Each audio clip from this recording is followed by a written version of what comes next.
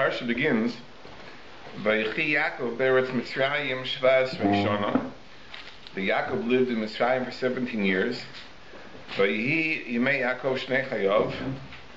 Yaakov's lifespan was Sheva Shonim v'Arboim U'Ma'as Shana, 147 years.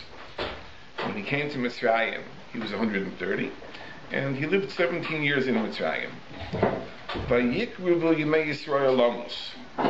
The days of his death were approaching. Apparently he felt some weakness, that death was soon to come. Vayikol Ibn Yosef, he called his son Yosef, Vayomer lo, and he said to him, if I have found favor in your eyes, Simna Yodcha Taches Yerichi, place your hand under my thigh, take hold of the bris milah. We know that when a person swears an oath, he holds on to a mitzvah object. So he told Yosef to take hold of Yaakov's bris milah. V'yasisa imodi chesed ve'emes, and perform for me chesed ve'emes, al nasik b'reini b'mitzrayim. Don't bury me in Egypt. Rather, v'shochavti al mavaisai, when I pass on, l'nisasayim Mitzrayim, carry me up from Mitzrayim, ukvartani b'kfurasam, bury me in their graves. In the Maras Machpelah. Vayomar, and Yosef said, Anochi esek dvorecha, I will do as you say. So he promised. Vayomer, and Yaakov said, no, he shavali, swear to me. A promise isn't enough, you have to swear. Vayishavalo, and Yosef swore, Vayishtachu Yisrael Rosh Hamita, and Yaakov Avinu bowed to Yosef. Yosef was a king, and therefore it was appropriate that Yaakov should bow to him. Rashi says, Chesed v'emes, that the kindness you do for the dead is a true chesed. It's a chesed shel emes. It's a true 100% chesed, because eino mitzape l'tashlum gmul. You're not anticipating any reciprocity. In other words, you do a kindness for a living person, the person will pay you back. But if you do a kindness for a dead person, the person is not going to pay you back. Obviously, he's not here anymore. So therefore, the chesed you do ma'asim is really a true chesed v'emes, and that's what Yaakov Avinu asked for. The Ramban asks the question over here, that why did Yaakov insist that Yosef swear? Yosef gave his word. That should have been enough. First of all, even had Yosef not given his word, it should have been enough. Yaakov was merely giving the command. It should have been enough. There's a mitzvah of kibbud avay. I don't even need Yosef to have promised, but especially in light of the fact that Yosef promised, and why is it necessary on top of that Yosef also swear? So the Ramban says two pshatim. One pshat is that the oath really was not for the sake of Yosef. It was for the sake of Paro. Because Yaakov anticipated that Yosef would have a hard time with Paro. For one of two reasons. Either Paro would say, listen, you're too vital, we can't let you go. Send your brothers instead to take your father to Eretz Yisrael. Or, alternately, Paro would say that we want Yaakov to be buried here. After all, Yaakov was a very important person. It'll be a great schus if he's buried in Mitzrayim. A good honor for us for him to be buried here. So Yaakov anticipated that Yosef would have a difficult time dealing with Paro. So by making Yosef swear, this created the fact on the ground that Yosef would tell Paro, listen, I have no choice, I'm bound by my oath. And in fact, says the Ramban, it really worked out that way. Because Paro told Yosef, take your father and bury him just as he made you swear. Whereas Paro apparently was influenced by the fact that Yosef had to swear. So Yaakov Avinu foresaw all this. The second pshat Ramban says is that Yaakov saw that Yosef himself might have reluctance or a hard time overcoming Paro's objections, and therefore he made Yosef swear in order that Yosef should exert that extra effort to overcome Paro's objections. There's one very serious problem over here. This that we say, that a kindness you do for the dead is a chesed shel emes, l'chora applies to a case where the person died without making plans, There's no pre-arrangements. And now you tend to the needs of the mace. So that's a chesed shalemus, because he's not going to pay you back. But if the person is still alive and he's planning for his funeral, it doesn't have to be a chesed shalemus. Yaakov could actually tell Yosef, listen, that if you agree to bury me in Eretz Yisrael, I will reward you with such and such. It wouldn't have to be a chesed shalemus.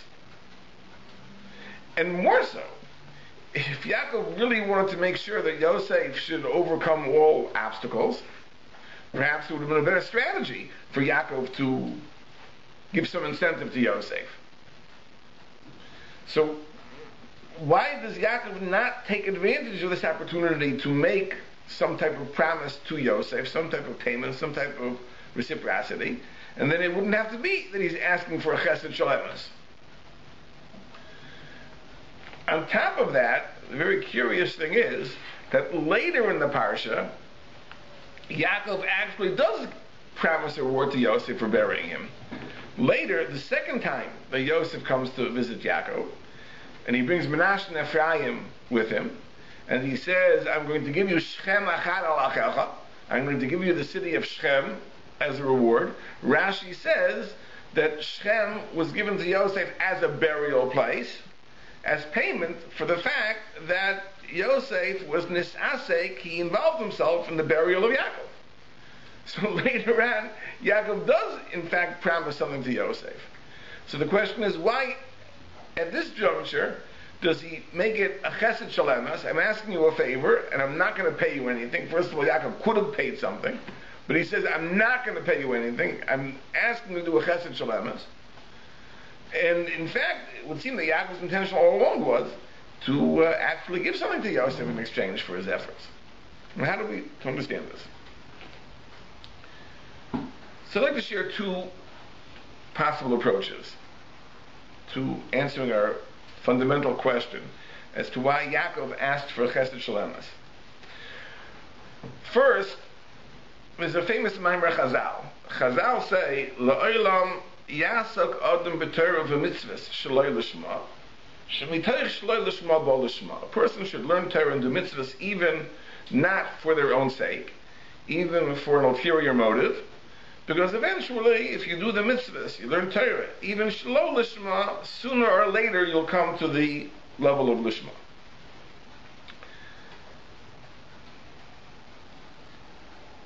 We tend to think that the pshat in the Maimer is as follows: that in the initial stages, the person doesn't have that much understanding, doesn't have that much motivation, not that much altruism, so he should start shaloi l'shma.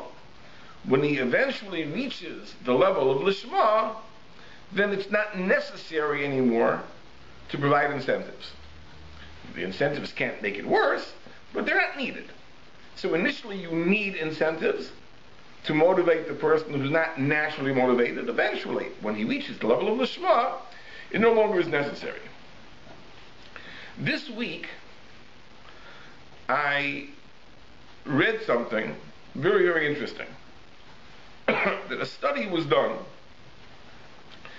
many studies were done, that show that incentives often result in discouraging the desired behavior.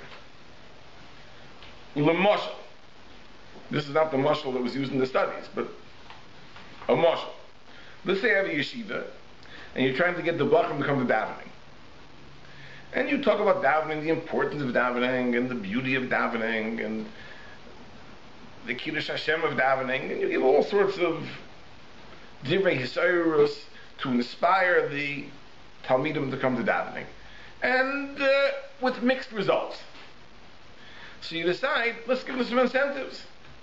And you tell them, listen, if you come on time, fine. If you come late, there are going to be penalties. There'll be knossos, there'll be fines. If you miss davening, $5 knas. If you come late, $2 knas. And you think that this is really going to work, because now they have a financial incentive to come to davening and to come on time. So studies in a related scenario demonstrated that imposing the penalties actually results in a decline in attendance, which seems to be counterintuitive. Because davening is just as important as it always was, and on top of that, there's a financial incentive. So what's the point?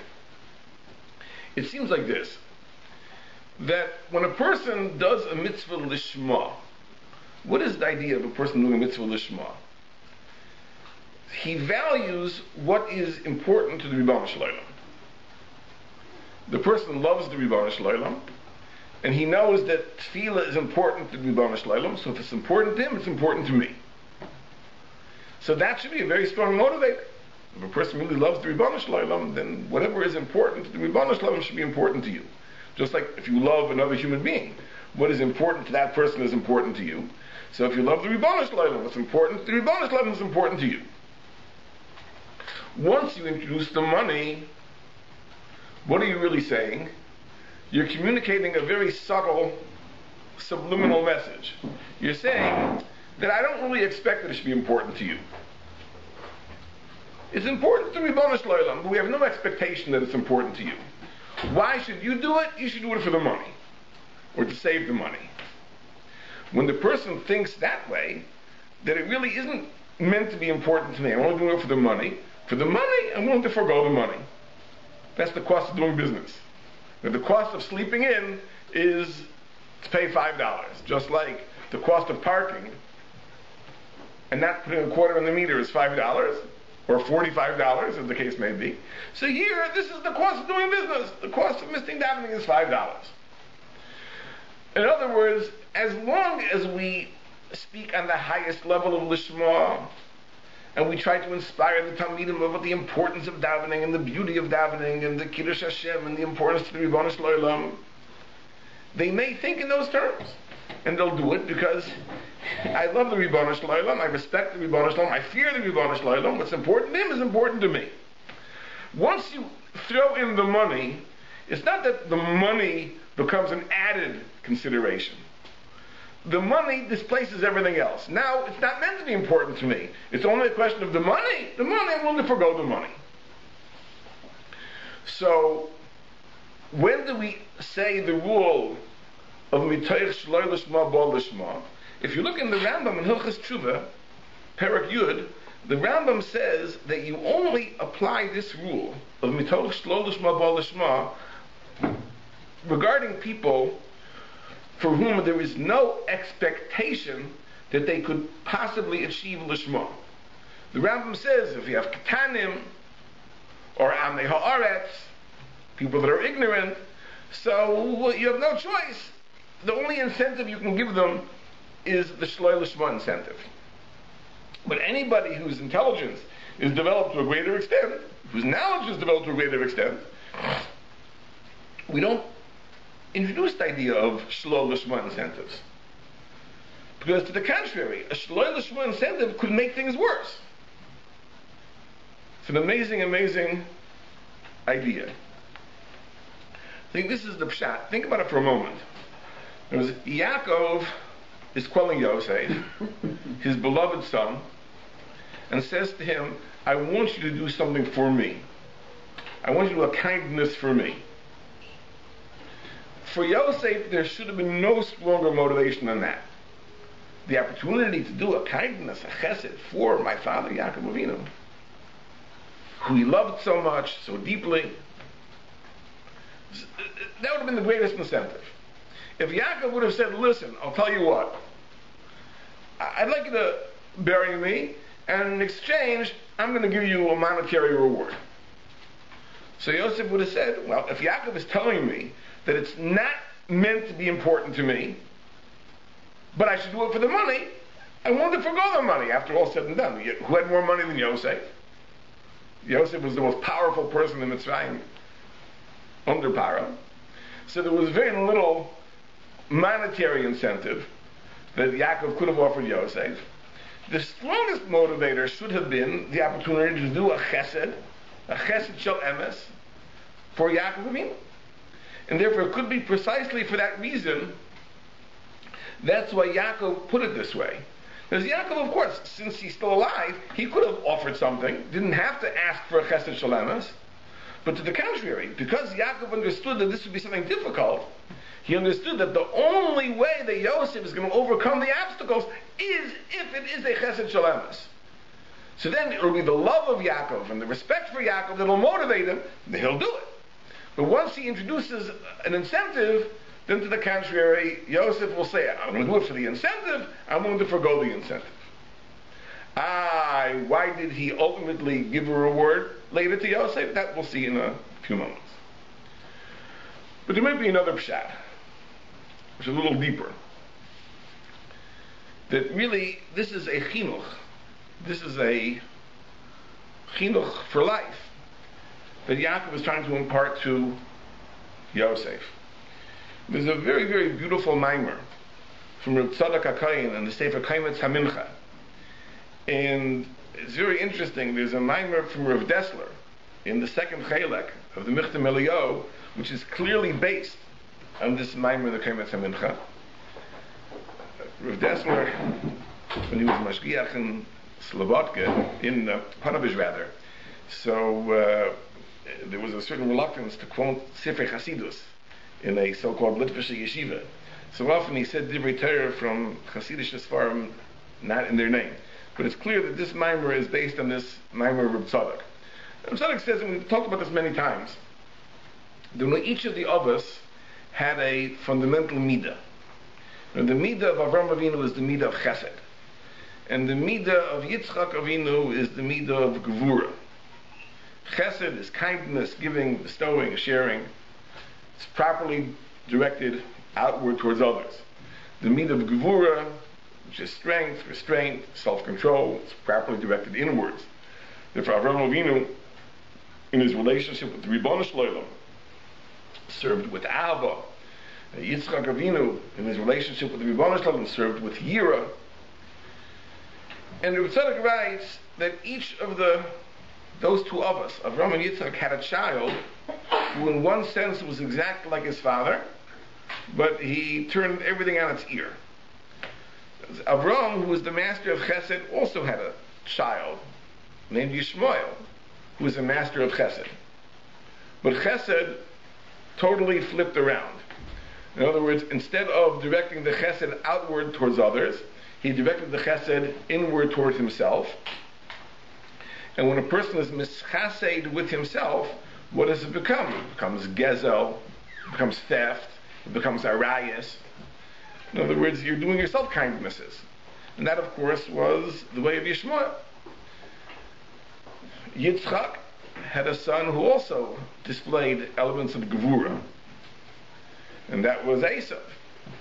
Right? Except the Gevura of Esav was not directed inwards, in restraint, self-control, discipline. It was directed outwards, in controlling other people, manipulating other people. And as we said many times, the ultimate form of controlling another person is to kill the other person. And therefore he was a Reitzeach, lived by the sword. So Yishmael is the psailas of Chesed, it's the waste product of the Chesed of Avram, and Ritzicha, which is the Midah of Esav, is the waste product of the Midah of Yitzchak. Yaakov Avinu, his Midah is Emes. His Midah is Emes. And Emes means the understanding exactly when to apply Chesed, when to apply Gevura, how to apply them properly. And therefore, the midah of Emes, by definition, has no psailas. It can't be corrupted. Chesed can be misdirected. It can be taken too far. Gevura can be misdirected and taken too far. But Emes, by its very definition, cannot be corrupted. It's the truth. It's knowing exactly when and how to apply each of the other midas. And therefore, Yaakov Avinu gave birth to no psailas. There was no waste product. It was mitaso shleim. It's very interesting. There's a medrash. There's a pasuk in Yeshaya which says, "Lochein kayamar Hashem obeis Yaakov." So said Hashem to the house of Yaakov, "Asher pada es Avram." Yaakov, who redeemed Avram. Yaakov who redeemed Avram. So the Medrash asks the question, where do you ever see that Yaakov redeemed Avram? I'm not saying where Yaakov ever redeemed Avram. So the Gemara says like this, Rav Huna Rabbi Yirmiyah b'Shem Rabbi Shlomo bar Yitzchak said, Avram nitzal mikivshin ha'esh b'schuso shel Yaakov. That Avram was saved from the furnace in Ur Kasdim only in the merit of Yaakov. That's Yaakov v'shepadas Avram. Yaakov redeemed Avram. So what does that mean? Why did Avram need the schus of Yaakov? The Sfasema says in Parshas told us, and Rav Tzadok here says the same thing, that really Avram Avinu, because of his great love for the Ribbono Shel Olam, would have been happier being burnt to death in Ur Kasdim. He would have preferred to be burned to death. And Yitzchak, because of his great yira, would have been preferred to be slaughtered at the Akedah. So therefore, Avram was not saved from Ur Kasdim, and Yitzchak was not saved from the Akedah in their own merit. Because fakert, their preference would have been to die. Avram would have preferred to die because of his tremendous love for the Ribbono Shel Olam, and Yitzchak would have preferred to die because of his tremendous fear of the Ribbono Shel Olam. But the midah of Yaakov is the midah of emes. And what is the midah of emes? The midah of emes understands the importance of permanence and eternity, and laying the groundwork for a nation that will transmit the Dvar Hashem and the Ratzon Hashem to future generations. That's why Avram and Yitzchak were spared. Avram and Yitzchak were spared in the schus of Yaakov, because sparing them would bring about that it should be a Yaakov Avinu who's committed to perpetuity, which is the idea of emes. It's an amazing, amazing shot in the Medrash. But this is the idea. The Yaakov is mitaso shleima, because his midah is emes. And midah of emes has permanence and is incorruptible. But Reb Tzadok says there is one thing, there is one nisayon in the midah of emes, which is shaloi lishmo, which is doing the right thing for the wrong reason. That's a nisayon within the midah of emes. Of course, you're not going to do the wrong thing. That's the definition of emes, is doing the right thing, knowing exactly when and how to do. But you might do it for the wrong reason. And that's a nisayon that has to be overcome for the person who is working through the midah of emes. And therefore, Yaakov Avinu, it's very important to be mechanech in the idea of lishma. A chesed which is not a chesed shel emes, a chesed in which you are mitzaper l'tashlum gmul, where you're hoping for a reward, is it's a chesed, it's an act of kindness.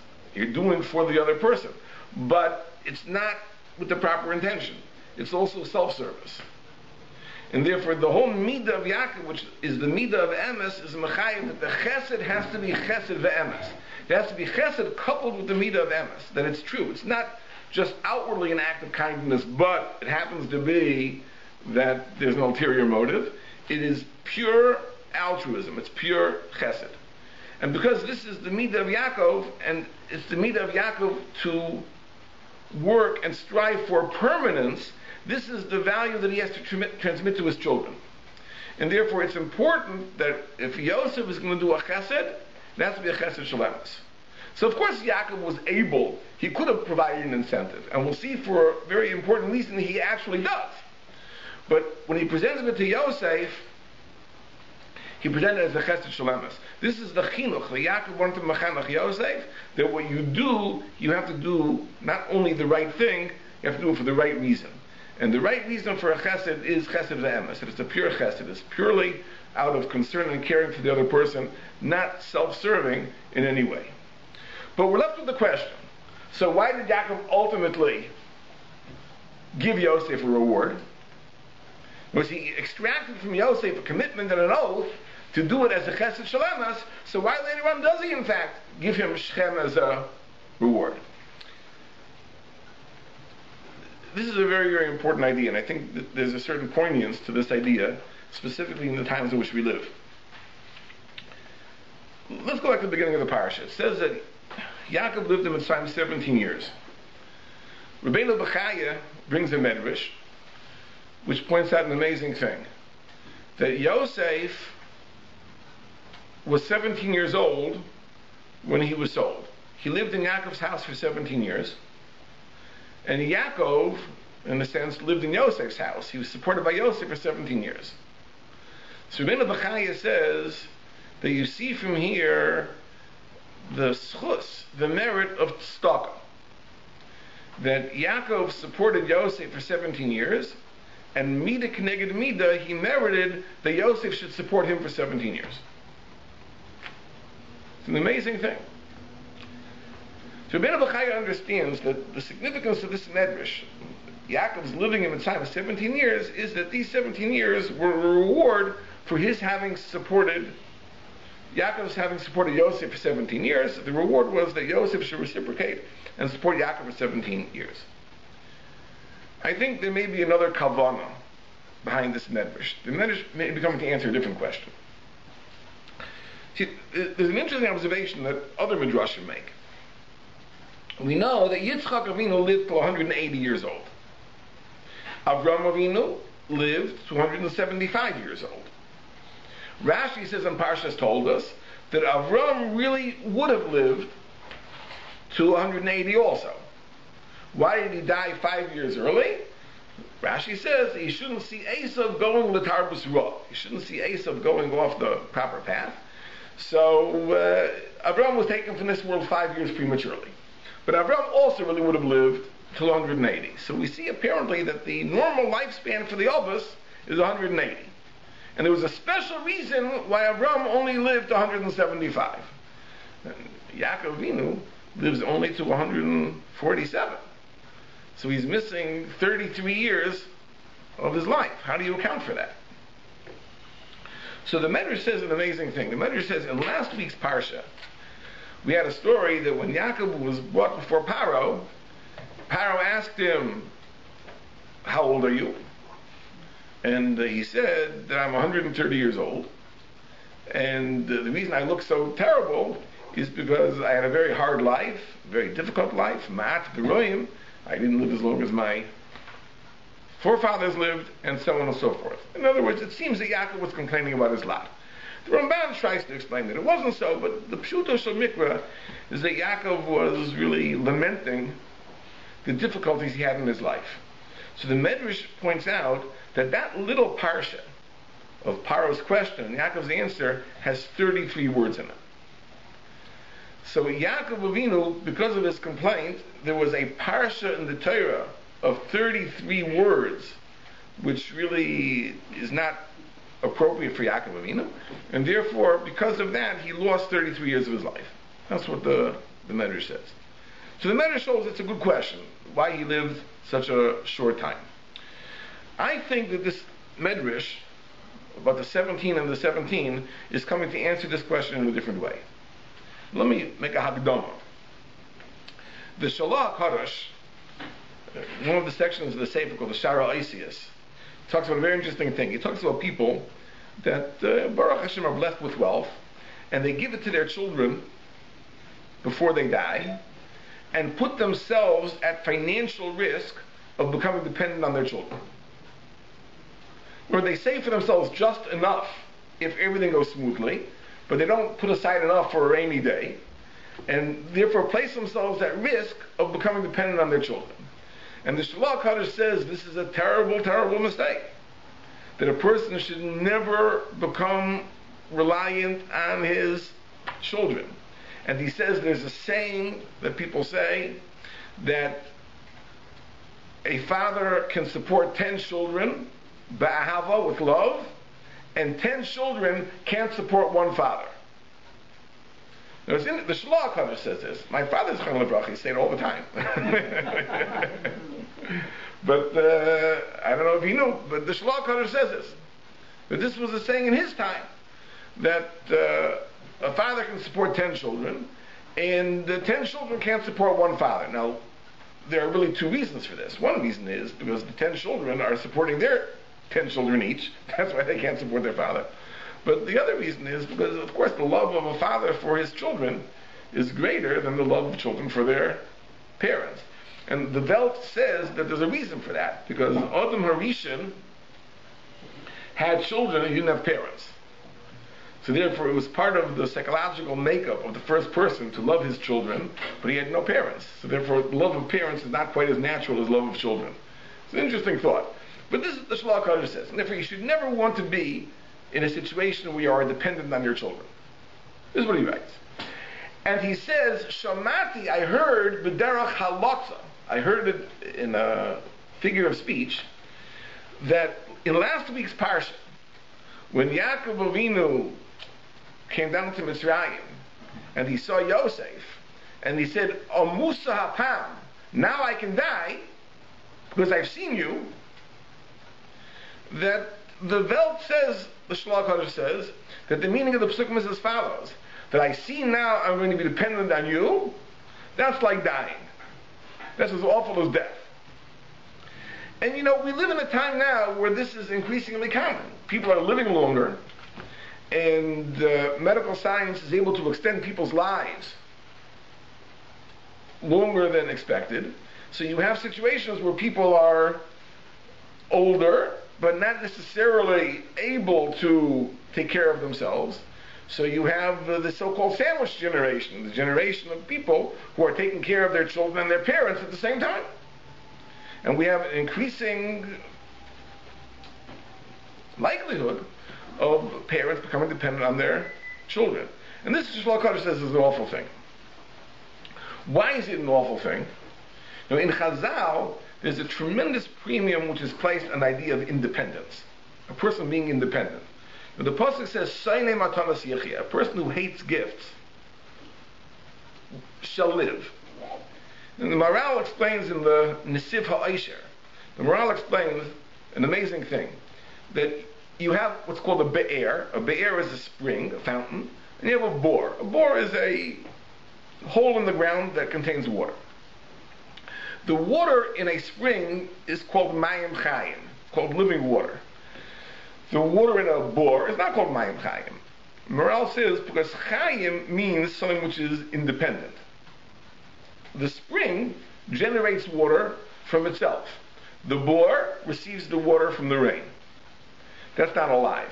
When you are dependent on other people, you're not alive. Right? When you are independent, then you're truly alive. That's sonei matanas yechia, a person who hates gifts. He doesn't try to ingratiate himself to people. He's not looking for their support or their presence. That person, he supports himself by his own labor. That person is a live person. That's sonei matanas yechia, a person who needs others and tries to get others to give to him. That's not a life. Now there are many aspects to this, but at least one of the aspects I believe is as follows. That when you are dependent on other people, you are also dependent on their opinions. In other words, you have to say the right things and do the right things and even think the right things in order to win their support. So if you're independent, if you're financially independent, then you can say what you want, do what you want, think what you want. You don't have to ingratiate yourself to others. And the Chazal call this chanufa. Chanufa is flattery. When you have to praise people that aren't deserving of praise to get their money, that's a very terrible thing. The kat chanofim, the Gemara says, is one of the dalat kitas that isn't makabel to pnei hashchina. And the Maral says, because chanufa at its very source is sheker, it's falsehood. Whereas you're engaging in falsehood to get something out of somebody, and since the essential need of the Rebbeinu Shalom is emes, anything which deviates from the emes can't have an intimate relationship with the Shekhinah.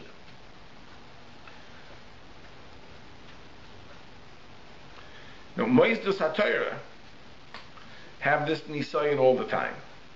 They have to raise money, and very often they find themselves in situations that they may have to honor people, and they may have to conduct the school policies in a way that will garner support. It's a very, very terrible challenge, very terrible nisayon. So as Yaakov Avinu, befrat, because the midah of Yaakov Avinu is emes, would have been terribly pained by the role reversal of his becoming dependent on his children. Instead of being able to function as a father who would guide and direct his children, he'd be in that very unenviable situation of being a father who is directed by his children. And therefore he did not want to be dependent in any way. So Ritzon Yirei Al Yasa, HaKadosh Baruch Hu does the will of the tzaddikim. So therefore HaKadosh Baruch Hu only gave Yaakov as many years in Mitzrayim as he supported Yosef in Eretz Yisrael. In other words, for 17 years, Yaakov didn't have to feel beholden to Yosef. After all, I supported Yosef for 17 years. It's bedin. It's only fair that he supports me for 17 years. That's paying back. So the first 17 years, Yaakov could still maintain his dignity. He could maintain his independence, because even though he's being supported by Yosef, but that's in exchange for the fact that he supported Yosef for 17 years. After that, Yaakov dies. Because HaKadosh Baruch Hu took him away from this world, that he should not be in that situation, that he's dependent on his children for a longer time than his children were dependent upon him. And therefore, that could be the question the Medrash is coming to answer. The Medrash points out that Yaakov supported Yosef 17 years, and Yosef supported Yaakov 17 years. It's not pointing out, as the Ben Bechaya says, the tremendous reward of kindness. Yaakov was kind to Yosef 17 years, so he merited that Yosef should support him for 17 years. The point is the opposite, that since Yaakov supported him for 17 years, Yaakov was willing to accept Yosef's support for 17 years, but not a day longer. After that, therefore, he died. He passed on. Because HaKadosh Baruch Hu was mekatzer his life, shortened his life, said he shouldn't suffer the indignity of being supported by Yosef beyond the amount of time that he supported Yosef as a child. Yaakov had a great dilemma when it came to the question of asking Yosef to do a kindness. From the perspective of Yosef's doing the job efficiently, or from the perspective of Yosef having a chinuch and doing a mitzvah lishma, as we said, it was very important that Yaakov should ask Yosef to do a chesed shalemes. But from Yaakov's perspective, if he was to be the beneficiary of an act of kindness, that would create a dependency on Yosef, which Yaakov was trying to avoid. So how is Yaakov going to grapple with this dilemma? Very, very simply. He's going to get the commitment from Yosef to do it as a chesed shalemes, and then tell Yosef, and you should know, I'm going to give you a reward for it. So therefore, the first time that Yosef came, he didn't tell Yosef this. Because to the contrary, he wanted that Yosef should dafka do it as a chesed shalemes. Either because this way Yosef would be more inspired to overcome the obstacles, as we explained, or because this way he'd have a chinuch in doing a mitzvah with the proper intention. But Yaakov Avinu himself was insistent that it be something that is paid for, and therefore the next time Yosef came, he told him, I'm going to give you Shem Achar Lachecha, that'll be V'charbi V'kashti. And with this, perhaps we can answer the Ramban's kasha in a different way. The Ramban asked the question that if Yosef gave his word, right, why did Yaakov make Yosef swear? Why was it necessary? So the Ramban gives terutzim. But there could be another teretz like this. Because we know that there's a very, very strange paradox. On the one hand, we are expected to do mitzvahs lishma, that we should do mitzvahs not al menas l'kabel pras. On the other hand, we do know that there is schar. We know that Hashem does reward us. The Torah repeats this many, many times.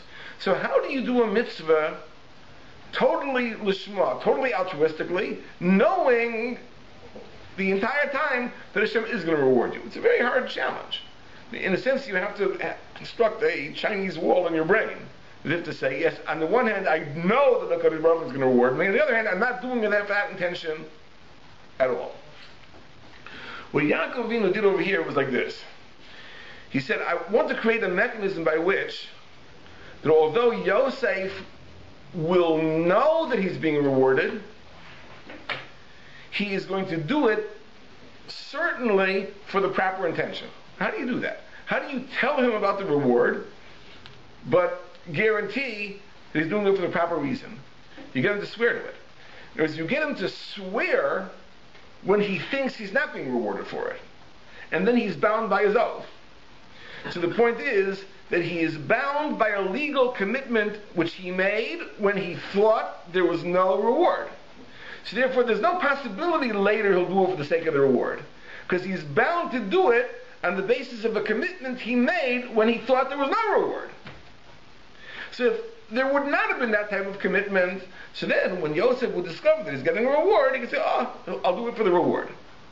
But by making him swear, Yaakov created a reality that now Yosef would have to do it anyway. So therefore Yosef is certainly doing it for the proper intention. I'm not doing it for the reward, because even if there was no reward, I would have to do it. I'm bound by my oath. So at the same time that he knows there's a reward, he's doing it not for the reward, and he's able to manage this apparent paradox of doing the mitzvah with the proper intention, at the same time being aware that he's getting the reward. This idea that Yaakov Avinu wanted to maintain his independence, perhaps, as the Maral says, because this is the idea of what it means to be alive, Sonim Otanas Yechya, is really merumas in the idea of Yaakov Avinu lo meis. Chazal say that Yaakov Avinu lo meis. The Gemara in Tainus learns it from a pasuk in Novi, but Tosfos points out there in Maseches Tainus, Rashi points out in this week's parsha that when it says that Yaakov died, it says Vayigva Vayosef al Amov.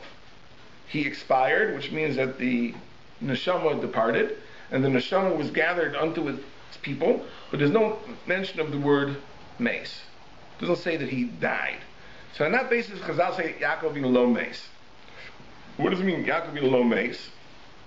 It's hard to know. And the Gemara asks the question, they buried him, they embalmed him, how is it possible that it was lo meis? But the Gemara says that whatever it means, we learn from a pasuk, right? That just like his children are eternal, Yaakov in some sense is eternal. That's the idea of emes.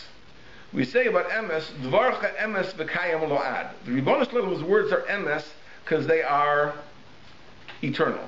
Something which is temporary, something which is fleeting, something which disappears, that's a chisara, and that's a fault in the emes. It's not emes to the extent that it's only temporal.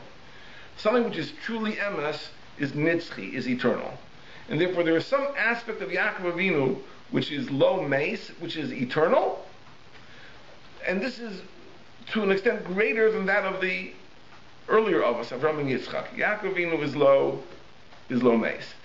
So it could be that this is the idea. You see, in our physical lives, we are all dependent. We may not be dependent on other people. We are dependent on nourishment, we're dependent on oxygen, we're dependent on water. In other words, the fact of living in this world means by definition we are dependent on certain things. Because once we are freed from the body, right, our neshamas are independent of those things. That's the real life. That's the real life. Whereas this life, the life in Olam Hazeh, is not life to the extent that we are dependent on other things to sustain us. When it's Vayigva Vayosef al Amov, then it's a true life. For many other people, however, but that's the end of their life. They no longer have a contribution to make. They no longer are doing anything vital. In some sense, Yaakov Avinu, whether it's his inspiration, whether it's his neshama, whatever it is still playing a role, but it's a true life because this is the point at which he's not dependent anymore. This is the point in which he's totally detached from all the things that he was dependent on in his lifetime. That independence, as the Maral explains, that is the true life.